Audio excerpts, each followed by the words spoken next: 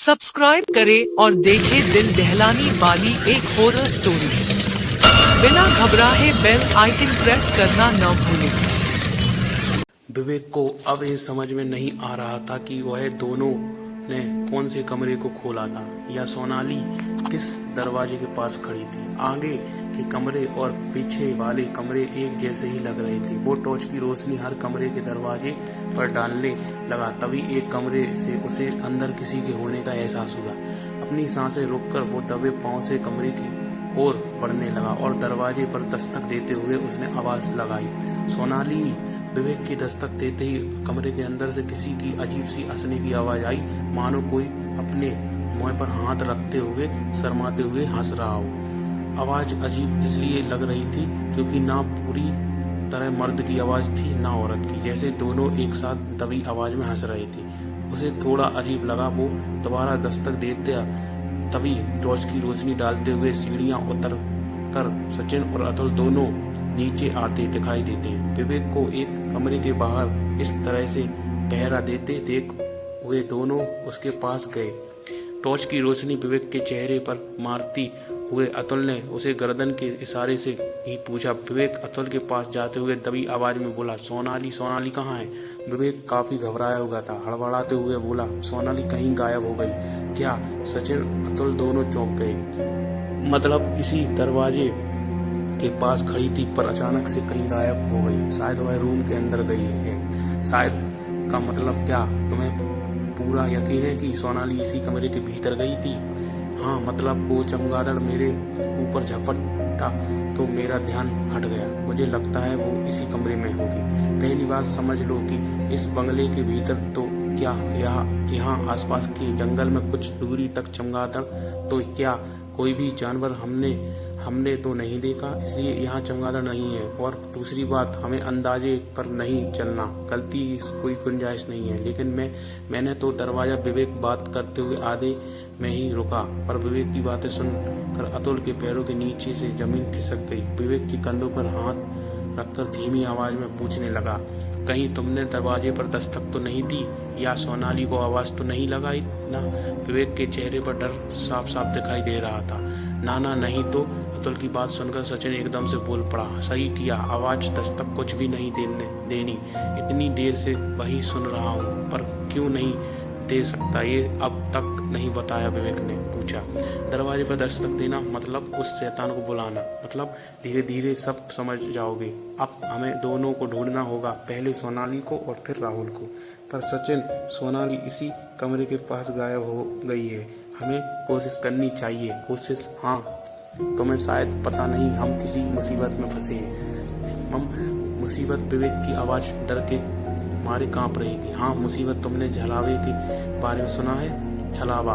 हाँ, पर वो तो रास्ता भटका देता है ना? विवेक का सवाल लज्जिमी था और उसकी ओर देखते हुए अतुल ने कहा, मौत उस वक्त ज्यादा डरावनी नहीं होती जब वो हमारे सामने हो, बल्कि मौत का खौफ उस वक्त ज्यादा लगने लगता है जब मौत हमारे आसपास फैले काले गहरे अंधेरे में कहीं छुपी हो और हमें नजर भी ना आए। वो हम पर इसी काले अंधेरे में से नजर रखती है और हमारे डरे हुए दिमाग के साथ खेलना शुरू करती है, डराकर हमारे थकने का इंतजार करती है।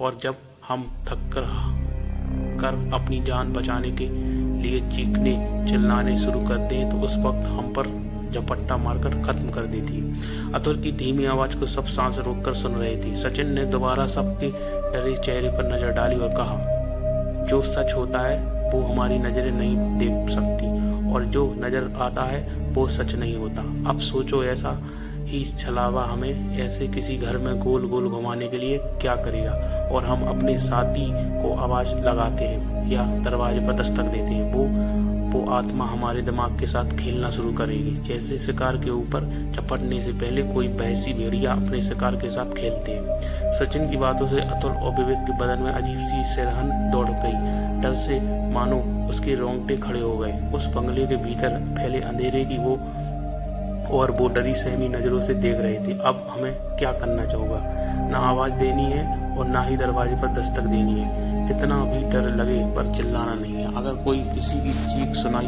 देती है तो उस दरवाजे की तरफ दौड़ना नहीं। हम इस घर में हैं और इस घर में जिंदा रहने के लिए रूल्स फॉलो करने हैं। सचिन ने अपने ऊपर के पॉकेट पर लगा पेन निकालने के लिए हाथ ऊपर उठाया, तभी दर्द से उसके मुंह से आवाज निकली, ये जख्म कैसे लगा? विवेक ने टॉर्च की सफेद रोशनी में खून से लथपथ उसका हाथ देखा और दंग रह गया। सचिन की हालत देख अतुल ने अपनी जेब से पेन और एक कोरा कागज निकाला। तभी धीमी आवाज में सचिन ने अतुल और विवेक की ओर देखा, यह याद रखना, दरवाजे पर दस्तक नहीं देनी, जो अंदर है उसे हमारे होने की जानकारी देने के लिए अपना नाम कागज पर लिखकर दरवाजे के नीचे से बंद कमरे के अंदर की ओर धकेलना है। अतुल ने उस कागज पर तीनों का नाम लिखा और दरवाजे के नीचे से अंदर धकेला, साथ ही पेन भी अंदर की ओर सरकाया। सब सांस रोककर उस कागज को देखने लगे। अंदर उन्हें किसी के होने की आहट महसूस हुई।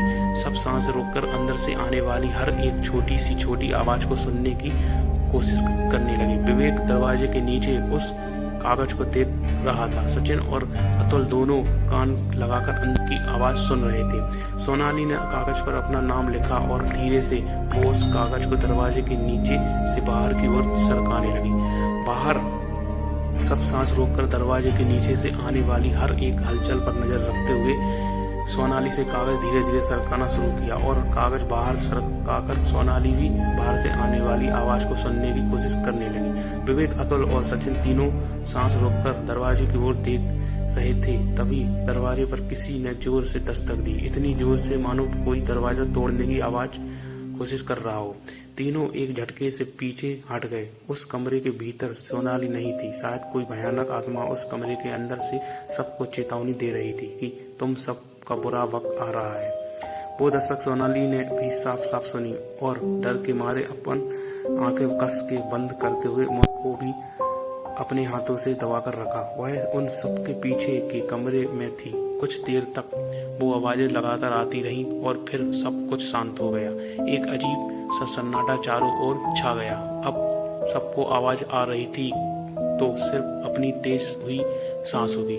सब अपने भीतर के डर को दबाने की कोशिश कर रहे थे, पर उन्हें खुद नहीं पता नहीं था ऐसा कब तक और कितनी देर तक बर्दाश्त करने वाले थे। वक्त मानो कछुए की चाल जैसे धीरे धीरे आगे बढ़ रहा था। राहुल मिलेगा या नहीं इसका तो किसी को पता नहीं था। जो साथ थे वे भी बिछड़ रहे थे।